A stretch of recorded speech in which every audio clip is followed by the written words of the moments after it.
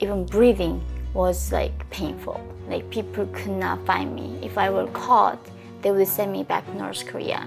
It's like, in a way, the Anna Frank hiding in the house. Every little move is a danger. Hello and welcome to Marshall Matters with me, Winston Marshall for The Spectator. Today I'm in Oslo and I have the privilege of speaking to North Korean defector, activist, author of the books In Order to Live, A North Korean Girl's Journey to Freedom and While Time Remains, Yeonmi Park. Yeonmi, thank you so much for speaking with me today. Thank you for having me on your show. Well, I've just read your book and this astonishing journey, and I know you've spoken about it a lot, from North Korea through China, saved by Christian missionaries, taken to Mongolia, then to South Korea, then to America. And now, I mean, from that astonishing start in North Korea, and you wrote about your father going to the Gulag and the very grim experience of your fellow North Koreans. And now in America, but also I find you in Oslo speaking at the Oslo Freedom Forum. And it's rather a change. I wondered how distant North Korea felt to you now, looking back at it. Yeah, I think in a way, sometimes I have like having time to like connect it. A lot of times it feels like I travel to a different universe, or at least like different planet. And first several years, I had a hard time to adjust to it. And now it's been quite some time, and I feel quite adjusted to the new environment, thankfully. Oh, that's good. Does it seem somewhat miraculous to you, your journey?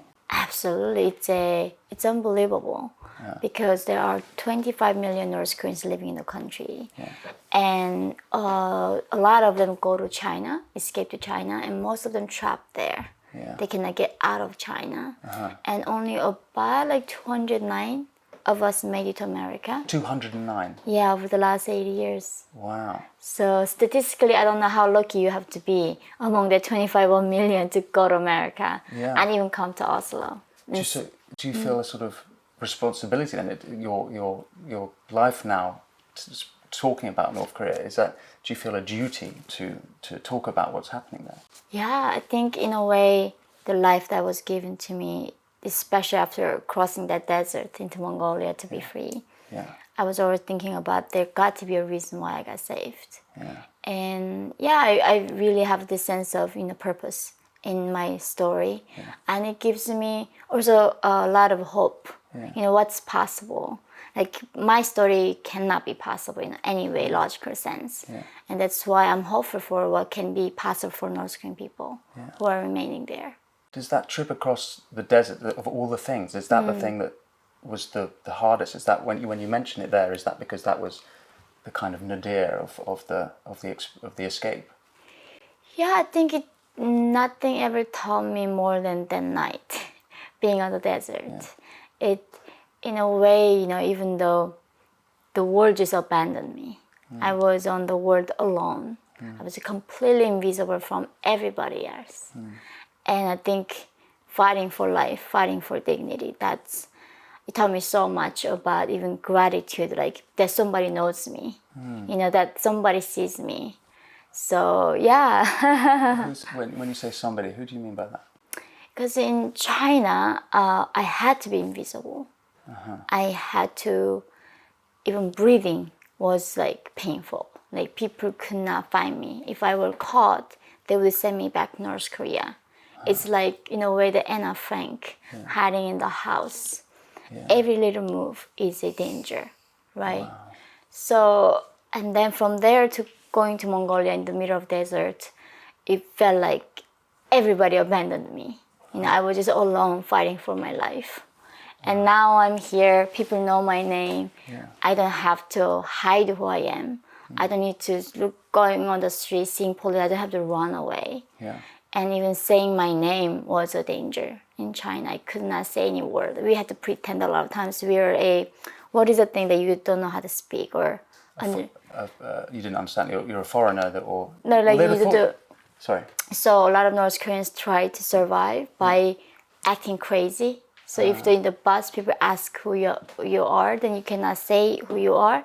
So they act like they are like mentally ill, literally.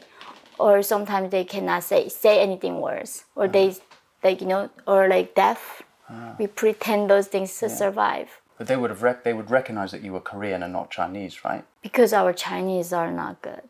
Your Chinese not good, Yeah. but also you're different people. So you would look different in China. Is that, or is there a Korean population in that part of China? You can, I think, you pull that off. Look, if you wear some of Chinese clothes, but once you say a word, that's when you give all the clues.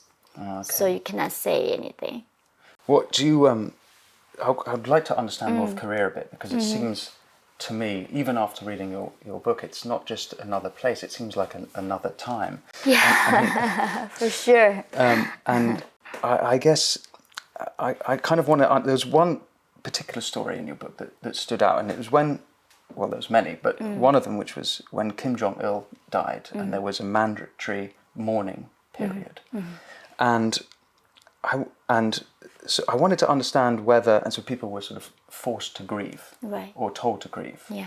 and I wondered whether there were people in North Korea, even amongst this sort of dire living conditions, who actually were grieving, who actually are sort of patriotic to the dynasty in power there, or is North Korea full of people who actually hate it but can't say anything? Is everyone keeping quiet and not saying what they think? What's the dynamic? Is there a portion of each, or is it swing one way? I think so. That's the thing. When I was there, I saw 2 deaths of Kim Il-sung when I was really baby, and then second was Kim Jong-il's death when I was like almost grown person. Yeah. When the dictators dies, people do get shocked.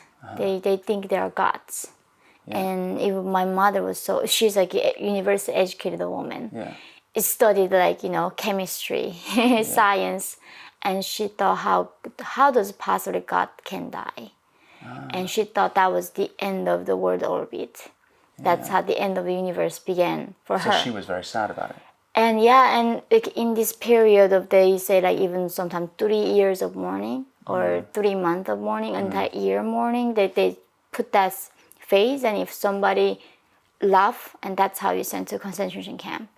Wow. It's just you cannot laugh entire that month period, and I think people do get sad genuinely. Yeah. It's a Do you think your mother was sad genuinely? Absolutely, she mourned so much, and actually Kim Jong-il died after I escaped to South Korea. Yeah. And I was shocked, even though I was living in freedom. I couldn't believe actually he died. Was it shock? Was there any sadness to it, or was there a sort of, was shock but happy, that, or was, what shock was accompanied by what emotion? So in a way, I believed that he was immortal. Like I didn't think that he would die. And then first he was dying was like shock, and second was, my happiest dream of North Korea when I was living there was, in my dream I was meeting him. He came to my town. I was meeting my dear leader. And that dream comforted me through a lot of hard times in my life, being in North Korea. So in a way, for me, at school, literally, my school teacher teaches, since we're tiny little like child, they say the most important thing in your life is not your actual father. The biological father is not important to you. The most important person in your life is our dear leader. So he was the most important person in my whole life. And I think that's why the saddening was there. Yeah. But by then in South Korea, I understood that he was a dictator. But in a way, the mind, like your brain and heart moves differently. So whenever I see the picture of Kim Il-sung with like his beautiful portrait, and around it, like North Korean children and flowers, like my heart just like feels warm and respect. Wow. And then my brain kicks in like a second later, that's a fake portrait. It's a dictator brainwashing us. So that's such an interesting difference, because you're obviously such an outspoken critic of North Korea, perhaps the world's leading critic of North Korea, and yet you had that in a sense of patriotism. And so do you think that the North Koreans, if that's generally held, is that what keeps the kind of communist totalitarianism together? That sort of deep patriotism, is that what's keeping it somehow glued together? I think several things connecting it. Like one is really absolute fear and zero tolerance. You know, there's a Netflix series, I think, the Dictator's Handbook, and talking about different dictators and how North Korea is able to maintain it. That is where you get zero tolerance, complete brutality. You do not compromise in any single way. You just go for it, kill them all. 3 generations, 8 generations, gets rid of every possible seed that can resist the ideology. That is number one in North Korea. Like literally, recently North Korean regime sentenced 2-year-old to concentration camp. Oh my. What 2-year-old can possibly do to deserve that? On what grounds? Because the parents of this child had owned the Bible.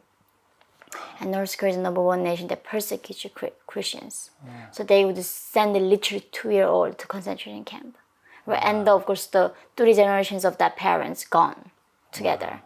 And I think this keeps North Korea in a way intact because everybody knows they cannot rebel. It's old-fashioned Stalinism then. Yeah. But like a lot of countries, usually they lose that grip. They become softened. Even Libya, like if you see other dictatorships, they become softer eventually. But North Korea was able to dire the fear every single time, bringing the more medieval time, dark age method. And they are willing to do that.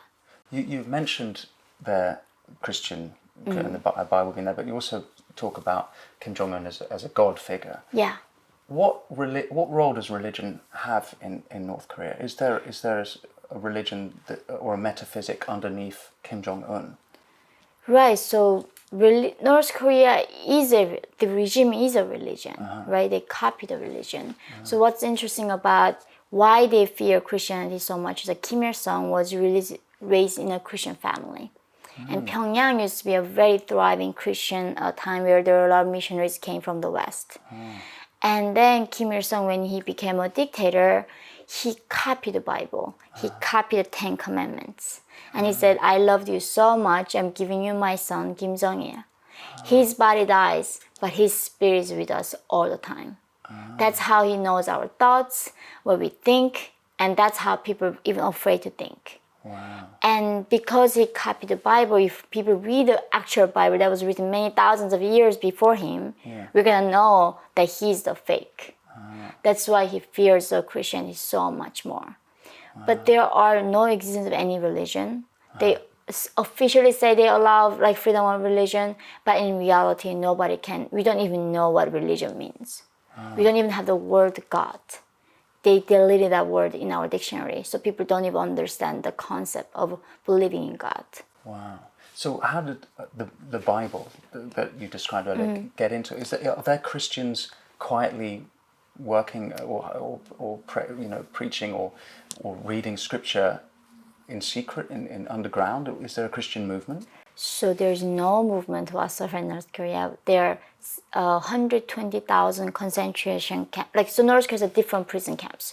Labor camp, where my father went, and then re-education camp is where more like 1 to 5 year prison, and then concentration camp.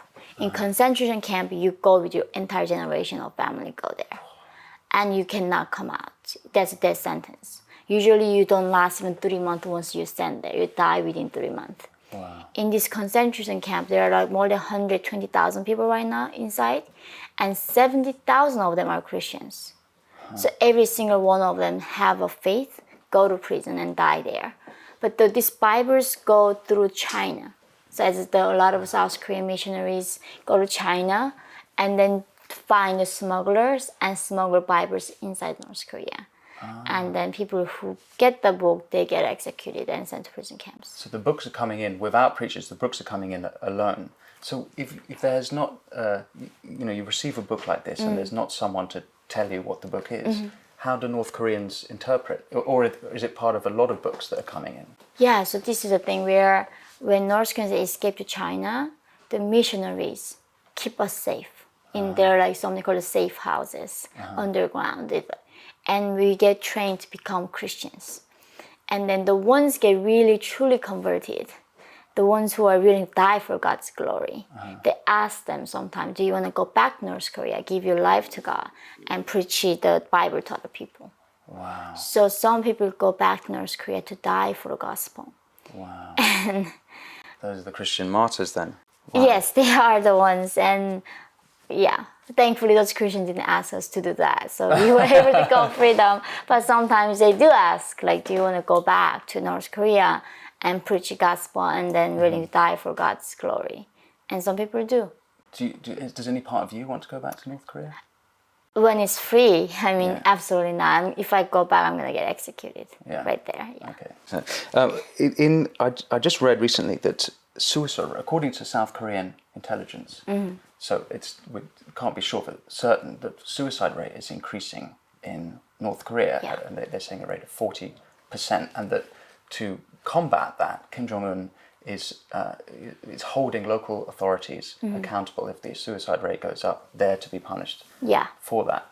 If the situation is so bleak and people are so desperate that they're killing themselves at such an increasing rate, it sort of implies that there's a lot of people who would want a revolution, or I guess the other option would be revolution. Is there any possibility of that? Do you think there could be anything that could turn the regime over? So this is how different North Korea is from the rest of the world. I was listening to people coming from Ukraine and talking about how war is the worst thing can ever happen to anybody. It's true. Right now, war is the worst thing can ever happen to somebody, right? As an individual citizen. For North Korean people, that is the best thing can ever happen to them. War. Because in North Korea, if you commit a suicide, your family get punished. Yeah. The collective guilt, right? That the official gets. In North Korea, you're not an individual. We are all part of group as a collective.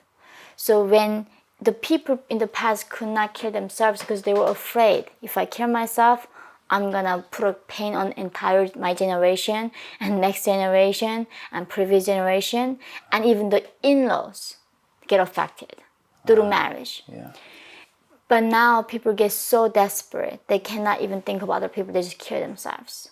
And the one thing I was constantly hearing from Northern people is like, I wish war happened today. That was every day we were hoping for. Because even war, dying, like by just bullets was better than putting that pain on our family members if we kill ourselves.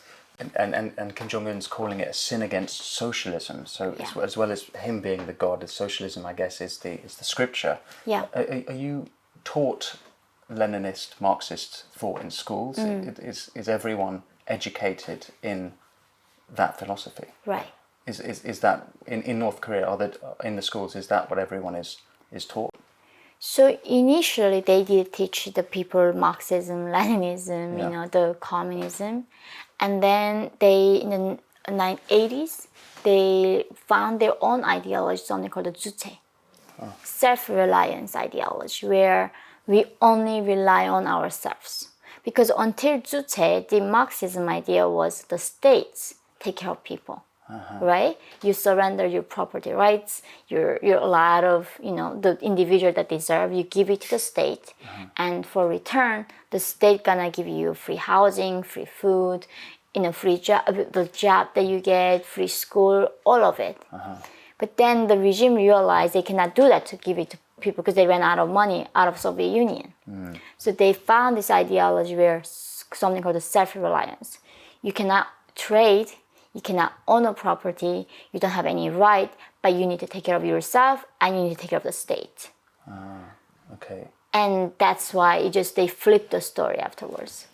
I see. And now this idea of self-reliance where the regime don't take care of you, but you are forced to work for the regime for free, forced labor. I see. And they just completely enslaved you.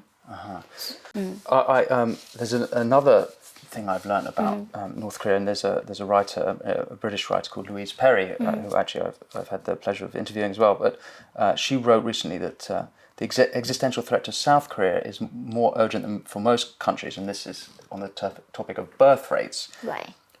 total fertility rate in South Korea is 0.78, and its population is 51 million, which will likely to decline to just 15 million by 2100. Yeah. Meanwhile, North Korea's population of 26 million is expected to drop only slightly to 23 million. In other words, South Korea's much poorer, much more authoritarian neighbour is currently half its population size, but within the lifetimes of babies being born in Korea today, that balance will be upturned.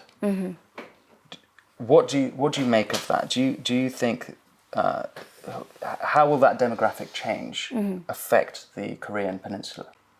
So in a way, this fact shows a testament how North Korean women are so oppressed, because we don't even know what condom is.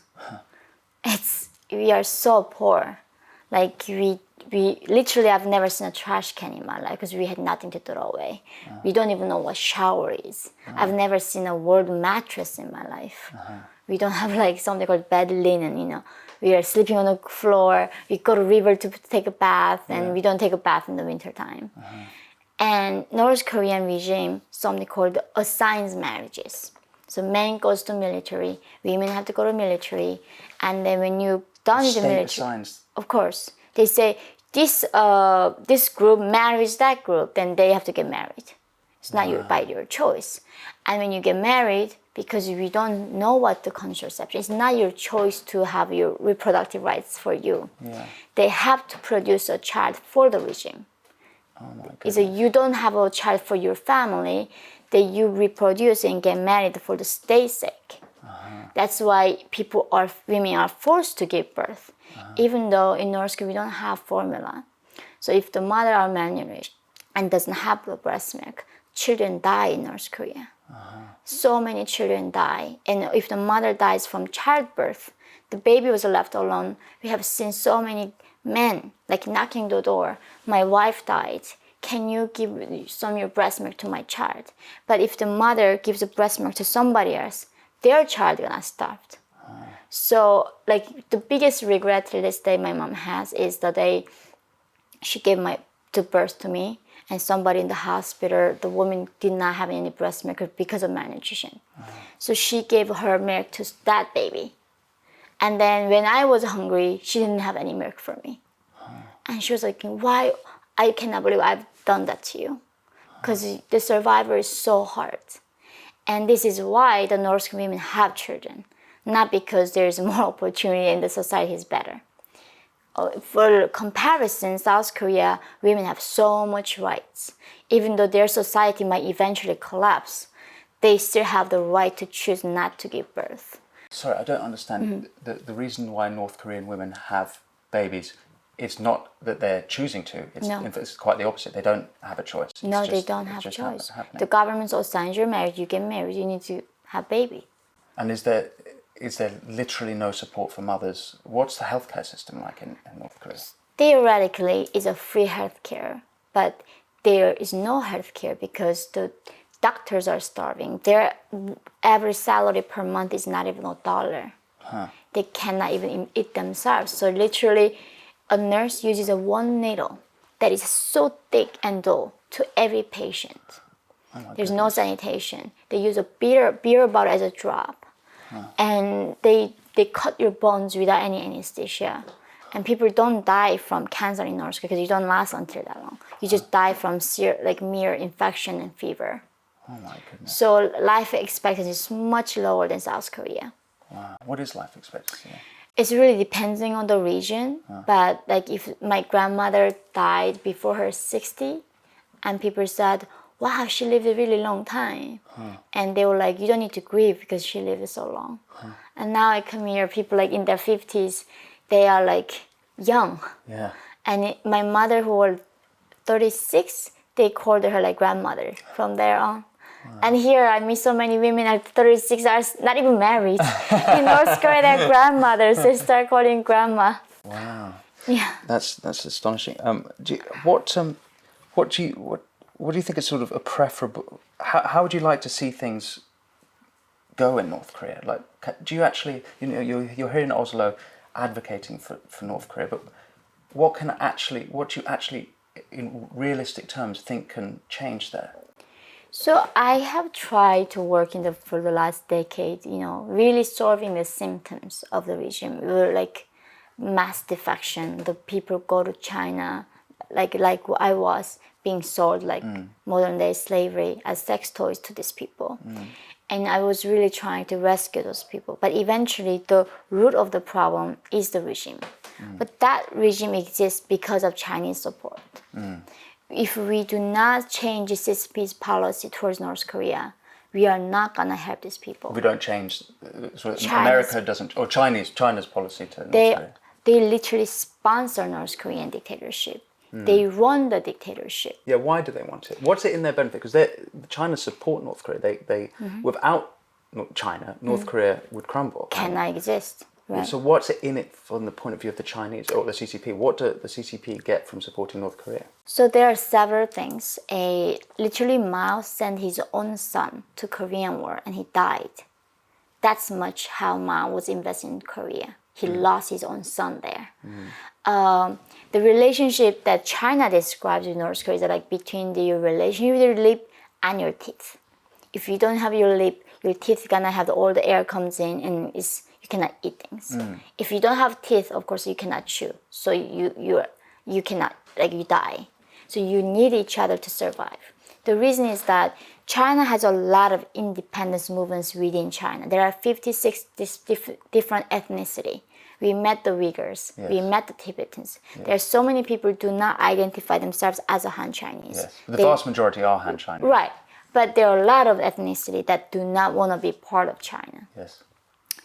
And so North Korea is a buffer zone. There is a South Korea down below, and there is Japan, and across the ocean there is America. That wave of movement of democracy coming in at their door. But North Korea keeps that, buffer it. So nobody in China can see across the river at night what we do. Like why they have freedom, why those people have so much more prosperity than us. So North Korea keeps that for them. And then the second one is a leverage stick against America. Whenever North Korea tests missiles, where does America go to? They have to go to China to beg them to, like, North Korea to dial it down. So it's a leverage stick against America. I see. And also the third one is like really North Korea make them look so much better, the reputation-wise. Yeah. That as long as North Korea exists next door. Oh, so the Chinese people go, look, it could be worse. Yeah, it could be so much worse. Publicity-wise, so much better. And also international society, North Korea is so bad, we're not gonna much as focused on Chinese human rights issues. Right? When you describe the lips and the teeth, that sort of analogy, is that with reference to sort of our communist brothers across, or is it more ancient than that? Is it that they're the two communist states, or they are two communist states next to each other? Is that the depth of that relationship? So that was what Mao described to his own party. Why it is so important to defend North Korea. They sent so many Chinese soldiers to die in the Korean War, fighting against America and the UN, right? And the international, like Western Hemisphere that came during the Korean War. That we need each other to survive. We cannot survive without each other. So at all costs, we need to defend North Korea. I see. And we need to keep it as it is.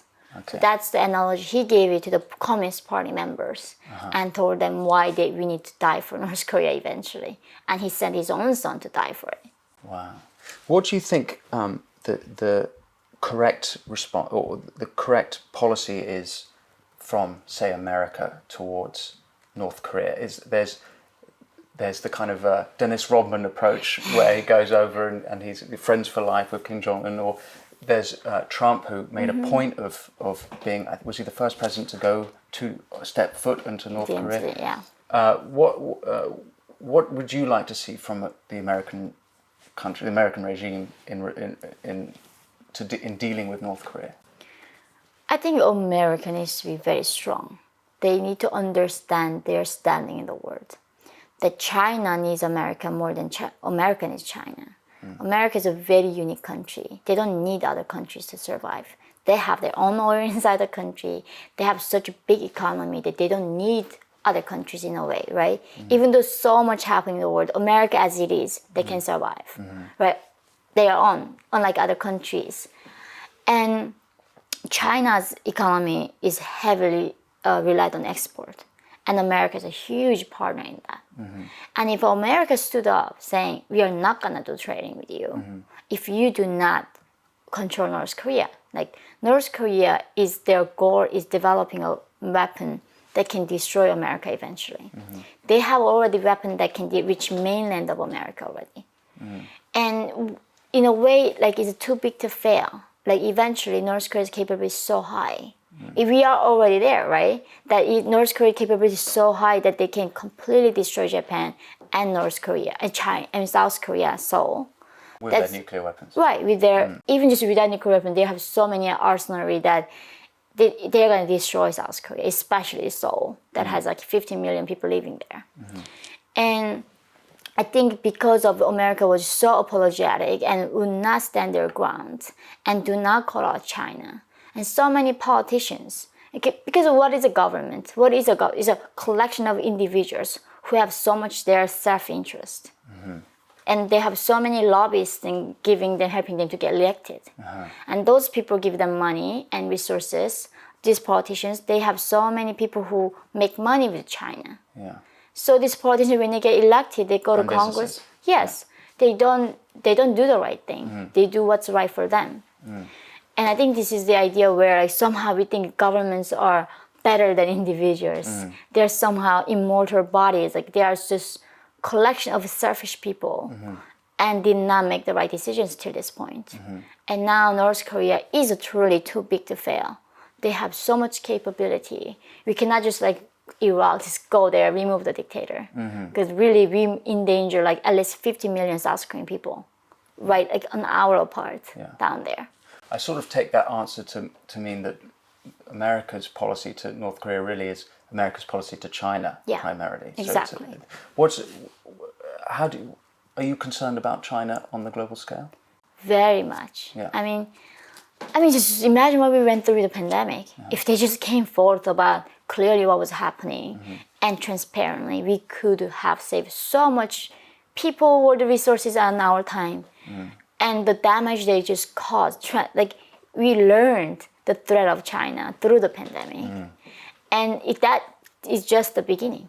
Literally, it's just the beginning. We have no idea what they're having, what's coming for us afterwards.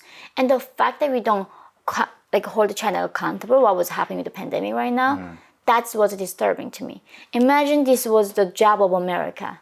We caused this pandemic to the world. How they're gonna condemn us so much till our grave. And nobody condemns China because they are all making money out of this evil regime. So I think that's the thing, just we continue to see that in America and everywhere, just people try to make the money for themselves and don't do the right thing. If I can just go back one step, just ask about North Korea, because you're on the board of the Human Rights Foundation, and this year, in February this year, the Human Rights Foundation announced a new North Korea program where they were going to extract information to monitor what's going on within North Korea, as well as send in information to try and ideas about liberal democracy, to try and maybe change people's opinion from within. Do you think that these are going to be effective means of actually changing North Korea? It is a very good alternative option if the world leaders not gonna step up and asking China to stop sponsoring the North Korean regime. This is the best thing that civil society can do. Because what the extracting information means that North Korean regime conducts so many illegal businesses to make money. And with that money, keeps the concentration camps, and that money is especially spending on building more nuclear weapons. That is threatening the entire humanity. It's a threat to humanity, really, what North Korea is building. So they are gonna look for the information that how North Korea makes that money, and we block them. And North Korea is very scared, like evading sanctions, and that's why we need to be even more scared than them to find out, dry that money going into the dictator's hand. and make it harder for him to get more resources to build more nukes. And that's gonna be a battle, but is a very important battle to have. You talk about nukes, and do you really think that Kim Jong Un is foolish enough to actually start a nuclear war? And if he was, wouldn't Xi Jinping say, "Don't you dare start a war"? Do you think he would be so reckless? Are you actually concerned that he would use those weapons? So inside North Korea, when I was growing up, we were saying how brave our dear leader Kim Jong-Il was. He literally said, "There is no world without North Korea. There's no humanity without North Korea." If we really come, that means the regime, the Kim family. Yeah. Literally, if there is a moment comes that he feels like they cannot maintain their power, they're gonna blow it up. I don't think they are capable yet to blow up whole world. They will blow up Seoul for sure, and maybe some Japan, right? So they're backed into a corner. You think that they would? They would, but until that point, I don't think they will, because they're not stupid. They're very logical. They need a nuke because they want to continue the power. They maintain the status quo. They're using it not to destroy somebody. They try to protect their own regime. So that's why they want to get a bigger nuke, because that means they have more protection. That's why they keep building it. They put every resources. So basically, testing one nuke, the equivalent of money that feeding entire nation for entire year. Kim Jong-Un so far conducted more than 50 nuclear tests. If he did like 4 less of them, nobody had to die entire time of his reign from starvation. But he would not do that. He put everything he has to testing more nukes and not feeding people. We talked earlier about the dire states of living conditions and life for North Koreans, and actually, if the leaders are prepared to tolerate such horrible conditions for his people, if the supreme leader is happy to tolerate that, then actually it's not that much of a leap for him to sacrifice the whole of North Korea. I suppose it actually reminds me of Fidel Castro's autobiography. It's actually written as an interview, but he publishes this letter exchange, and he says at one point, "Start the nuclear war. The Cuban people will be happy to sacrifice themselves for the communist revolution." And Soviet Union's reaction was, "Whoa, Castro's crazy." Yeah. Told Kennedy, "Hey, okay, we need to sort this out. He's gone loopy." So if Kim Jong-Un is that crazy, might Xi, and I've kind of already made this point, get him to just calm down? Do you think he respects Xi Jinping enough that he would listen to him? He has to, because China has all the keys. In a way, so basically how their attitude towards their own people. So in the 90s, when I was a toddler, just born, there was a mass starvation going around the country. Like millions were dying. And then the officials would literally go to Kim Jong-il, like, "Dear leader, people are dying from starvation. What should he do?" And he was laughing. "Let them die. It's easy to do socialism when there are less of them. It's easy to control people when there are less people. That's why this Marxist ideology hates people. This anti-human sentiment. They think humans are poison. So hard to control. They don't want us, that many of us, to control." So that's why he was literally laughing. It's like, let them die. It's a good thing for us to control them. And basically their policy is there's a 10% living in Pyongyang, the capital, the royal class. The regime wants those people only, right? So until the 90% of the population dies off, we are not going to do a thing about it. So that's their policy. Their tolerance stops when there's 90% dies off. They're gonna only willing to fight for that 10% of the core group that supports the regime. Yeah. Wow. And so you've now come to live in America, live in the West, and you have been writing in your most recent book, While Time Remains. It's critical of the West, and it reminds me a little bit of when Alexander Solzhenitsyn left the Soviet Union. He was expelled in 1974, eventually settling in America, in Connecticut, and he did a tour of universities and did these great speeches which are collected in a book called A Warning to the West. Now, Solzhenitsyn could have embraced as a hero, an American,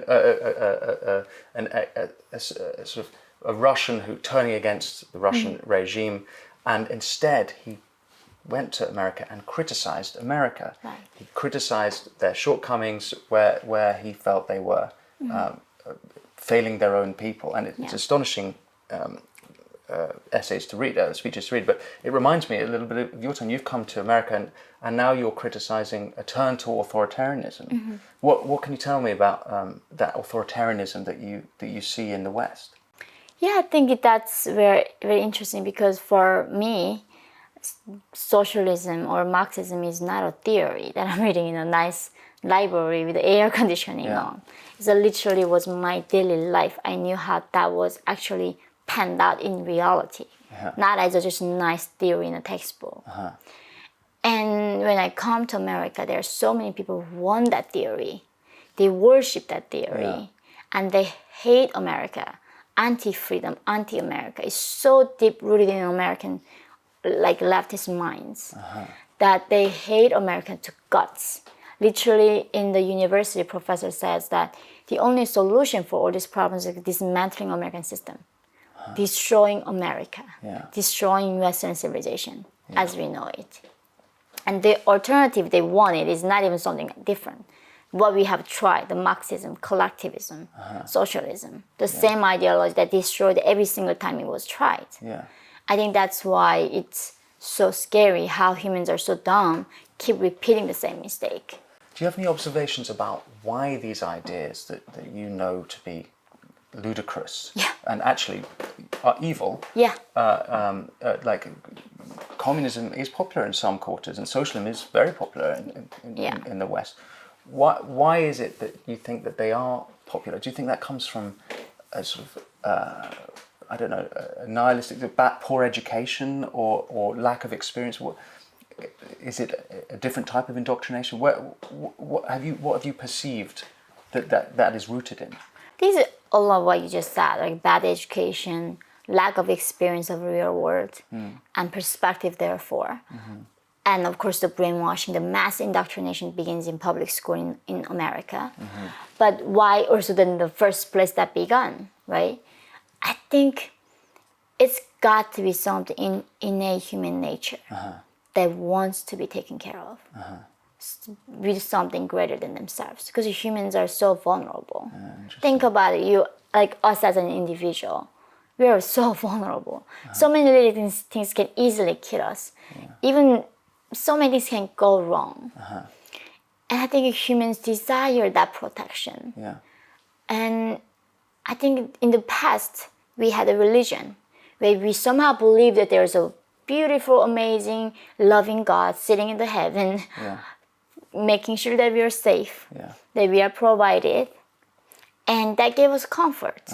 Even though that was a lot of times a tool to control people, but it at least gave us comfort that things gonna be okay. Even if we die, there's gonna be heaven waiting for us. In every religion, they all have this sentiment of going to great place after death, giving you that comfort. Because otherwise, if you don't believe that life meaningless, so sad. Like you work so hard and that's the end. You become a dust, you become nothing, right? And then as a society, it becomes more secular. We need to fill that void with something.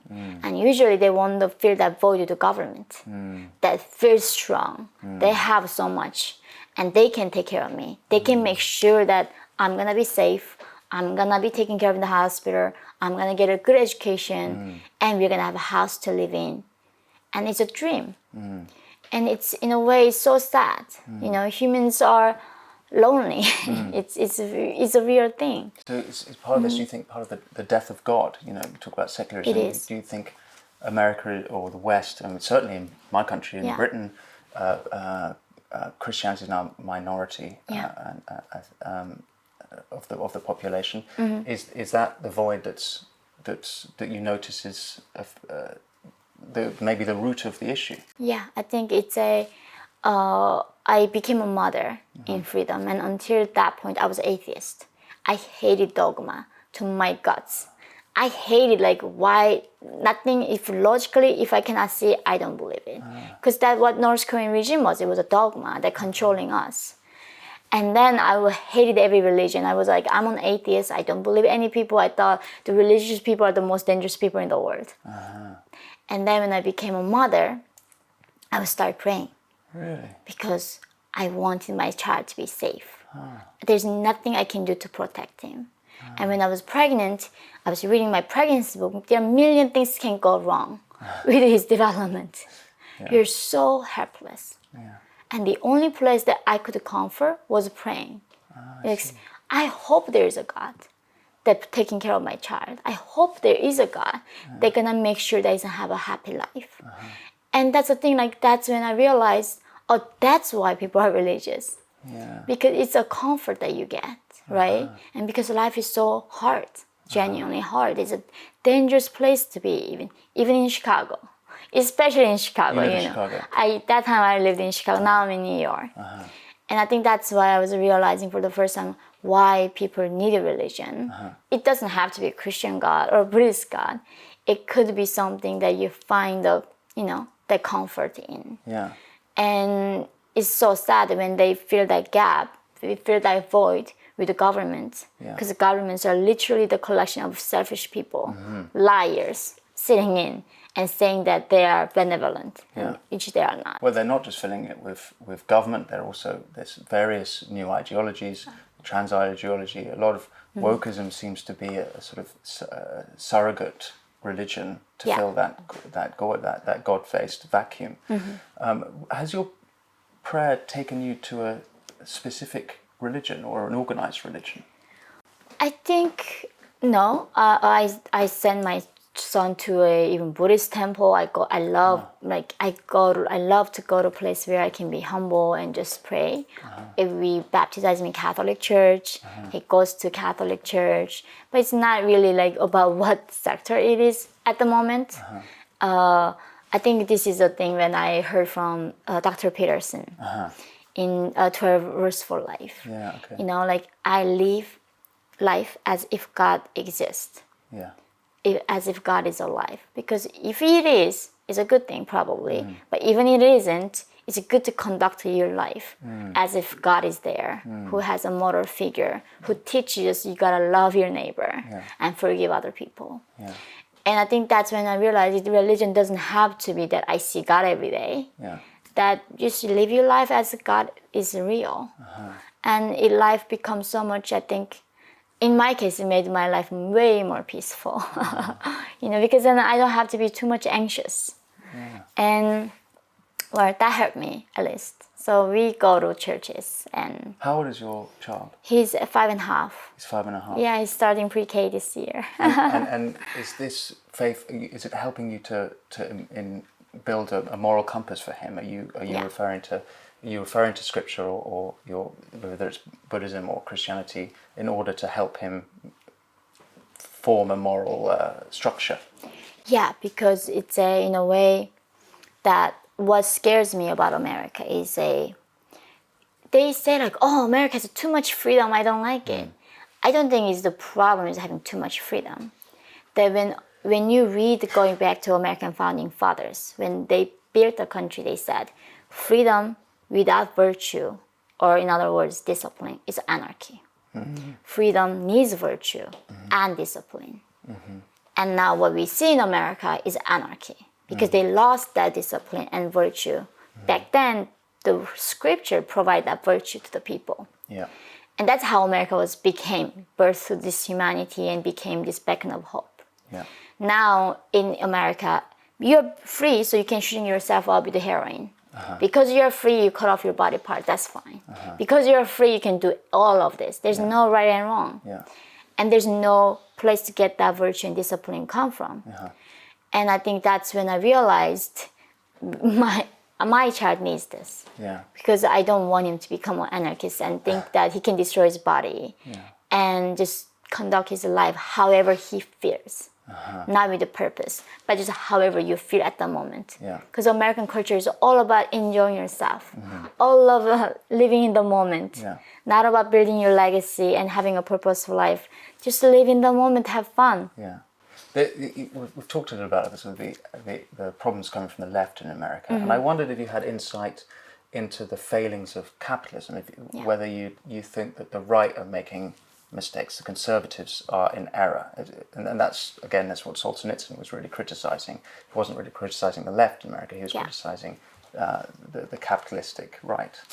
I do think that joining of the corporation and government, especially like this time we saw, before Elon Musk took over, Twitter, Facebook, they were all working with the American government.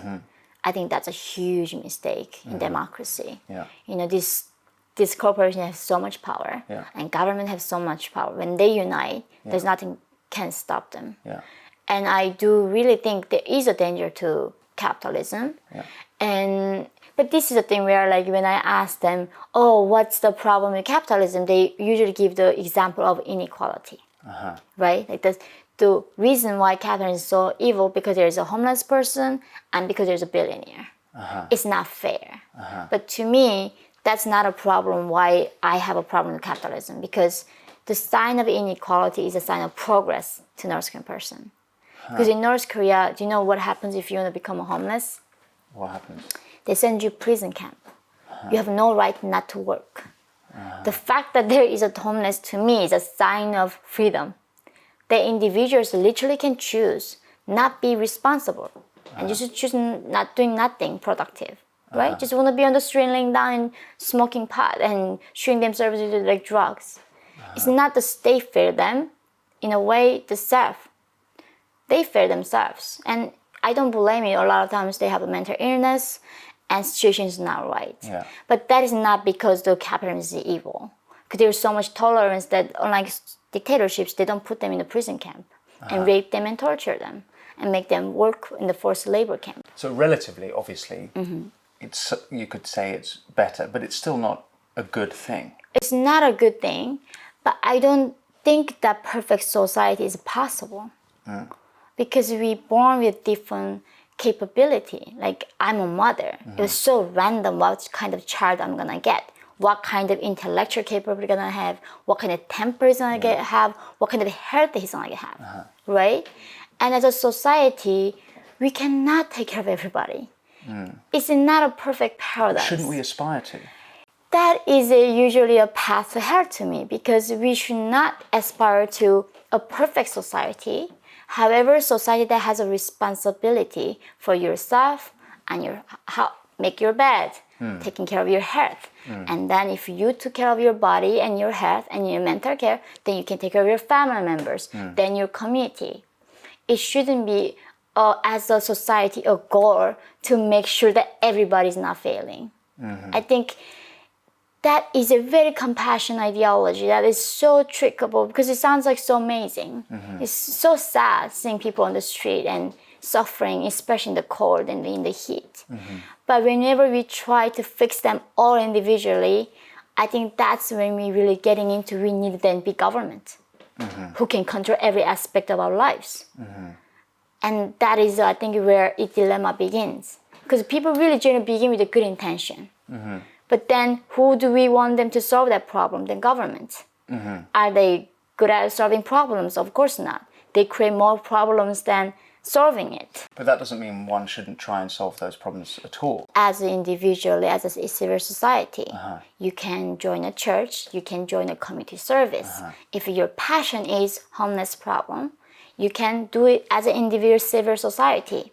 It shouldn't be government forcing to tax you and then try to create an industry where people making money because there's homeless people. So through social enterprise rather than through government. Yes, I think I really believe that we have a responsibility to take care of everybody else. It'd be an amazing world if we all took that responsibility. But it shouldn't be forced by government. They shouldn't be taxing all of us because they wanna take care of all, because they always fail. We have tried.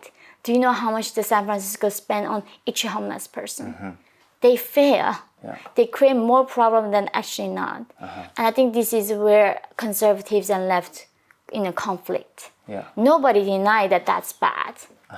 Nobody deny that. But how to solve it, I think it comes down to difference, right? Like, I would rather I choose to do it, and I would join the organization myself, like joining HRF or other organizations to do it, then hoping the government officers gonna fix that problem for them. Absolutely. You mentioned earlier that your concern with big government and big tech and the sort of revolving door between them, and actually that was Italian fascism. That is the definition of fascism. Is government and big business in cahoots working. China too. In China, and so the crony capitalism. Crony capitalism, exactly. And how significant an issue do you think that is? Is that something that you're concerned about? I'm very concerned about that. I really saw the power in these corporations and then government when they work together, because nothing can stop them. Google is more powerful than a lot of governments in the world already. And when they work with the US government, how do we stop them? And I think that's why the freedom of speech was real under threat. Not because just some one individual corporation thought you cannot say this word. This corporation is so powerful, beyond the nation, a lot of nations. And then they work with the government to decide what is true and what is not. And I think that is a danger of capitalism. But that is not a true really capitalism, it's a crony capitalism. And I think we need to fight whenever we see that, when they gain too much power, there's no check and balances, and break them apart. And it's going to be harder and harder, because they're going to have more power over time. And government's going to get more power. They grow so much already. And it's going to be harder to resist. It's very striking to hear you as a North Korean concerned about free speech in the West. Have you experienced any impingement on your personal free speech? Because you're going around, you seem like someone whose speech is very much free. And have you felt the impact of censorship at all in the West, not in North Korea? So, well, where do we begin? I need to write another book on that.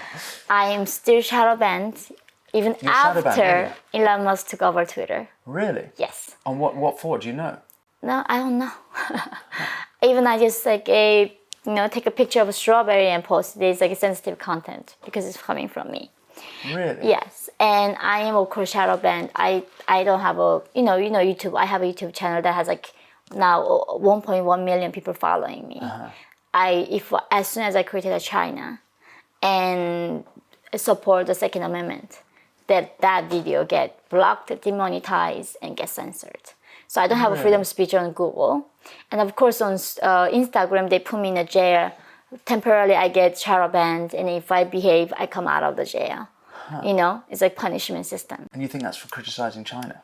China, and of course criticizing some transgender ideology, where I criticize that, people who are not men, like which is women. Why would you not use the word women? Like people who have period. Women have period. And they say I'm a transphobic person because I believe that women have period. And they think that's true, because they think men can have too.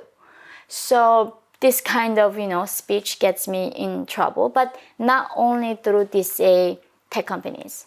I was canceled by corporations like Samsung, electronic, US company, not the South Korean one. I was canceled. What did they do? They scheduled my talk and they said my political opinions are not aligning with their values. So they canceled me. Do you think that was to do with trans No, I think it was more China, because they had a huge investment in China. And I was talking about the horrible corruption the Chinese government committing. So that was China because of that. Because China, they had a literally 2 billion investment in Shenzhen. And I was criticizing Chinese role in committing this crime against humanity. Against the Uyghurs? And North Koreans, Tibetans, and so many, even their own citizens. The Han Chinese get oppressed by their own regime, right? Chinese are not free. Even Han Chinese are not free. They are under the government's control. And then I was literally canceled by FBI. They invited me to speak, and then 2 days literally before my event, the head of diversity calls me. What to do with the head of diversity? They said, your political opinions do not align with our values, so we have to cancel your speech. Your what opinions? Puerto Rico? My political opinions. Political, okay, really? Wow. And then do you know what's funny about it? I became American last year, and in my American citizenship, the lady asked me, have you ever persecuted anybody for their political opinion? If I said yes, I could not have become American. So they don't even know what it means to be American because they never took an American citizenship test. In America, people cannot get punished for their political opinion. And these organizations like FBI, all the big tech companies and corporations punish people because of their political opinions. Wow, that's astonishing. And do you think anything? So we need to sort of change the FBI. I mean, that's a very deep-rooted. That's governmental. I mean, there are parallels with North Korea. It feels drastic to say it because of how awful North Korea is. But do you think things have any chance of getting better in America, or is it? Do you sense things are just? You live there. Is it a country divided, or do you think that its core values of free speech can eventually unite everyone again? Are you hopeful for America? So that's the thing. In a way, they did not earn their freedom. The people who were born in America, they were born to it because they were lucky. Nobody chooses their birthplace, right? And I fought for my freedom. In a way, I was like, when they were censoring me, we need to strip their citizenship away and send them to North Korea, right? Like, it just makes no sense. But that's a joke, really. Like, we cannot do that. I do think that's why we need the freedom of speech. We need to give people to have a voice so they can speak these opinions and tell people that what it means to be American, what it means to be in the Constitution, that what is protected under law. Yeah. But these organizations, any country they can fall into tyranny. America is not immune to it. Britain is not immune to it. Every country possibly can become like North Korea. That the FBI persecuting somebody for their political opinion is a spectrum of North Korea, right? North Korea is a 10. They literally execute you, along with 3 generations of your family. America is somewhere in the middle, right? In the middle, for sure. Like, you can lose your job if you have a wrong political opinion in America. You lose your dignity. They character assassinate you. They literally on Twitter, if you go, they say, I'm a liar, I'm a CIA spy, I'm a... You've been called a CIA spy? Yeah, of course. That's the first thing. It's like, I'm a American imperialist. Who's I'm calling a race. you that? All the people, the Marxist people, the professors. Or like even in the European countries that who hates American imperialism. I don't think America has imperialism right now, but they say America is an imperialist country and I support that. Therefore, I'm a CIA spy. Yeah. On a personal level, when you have the world attacking you, how do you deal with that? How do you cope with that? It must be a tremendous burden. It is. Some days it's harder, and some days it's easier. It's like a back and forth, But I did not know quite how many people were sympathetic to the idea of equity, which is a collectivism, right? Like, and when you criticize equity, you sound like such a horrible, compassionate, like heartless person. Right? Like, their equity means let's give everybody equal opportunity and equality of outcomes. And then, like, that's impossible. You cannot see the same result, right? Even people from North Korea, we all have different results in the society. Not because American system is intolerant, because we all had a different capability to come here, and we made a different result. It's impossible to government to fix that. And people really hate me for that, especially people on the left. And even some Democrats think that's evil, that I want to, fight against the equality of outcomes. And it's hard. It's like literally during the pandemic, I criticized the mask mandate for 2 years old. The ones that does not even know how to run quite well. They have to put this mask 8 hours a day. And the children who cannot speak for themselves. We don't even know what the long-term effect on them, not seeing human face and expression in that such an important, crucial year. And where all these rich people go to a private island and have parties without masks. We cannot afford that children, like, I have to work, I need to put him in a daycare where he needs to wear the mask. And what was your punishment for criticizing the mask?